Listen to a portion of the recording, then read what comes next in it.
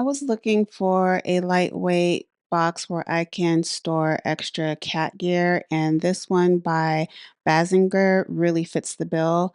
To install this, you simply unfold it, put the base piece at the bottom, and then there are Velcros on either side for the lid.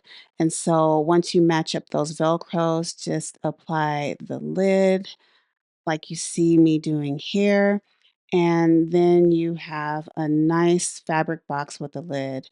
There's also a divider that comes with this box. You can use it or not use it, but if you do decide to use it, that has Velcro on either side as well, and that matches up with the Velcro pieces on the inside in the center of this box.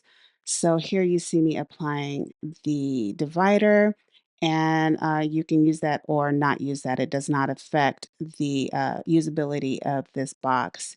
Here you can see me filling this with cat items, and the handles on the side make this easy to carry. I recommend this 100%.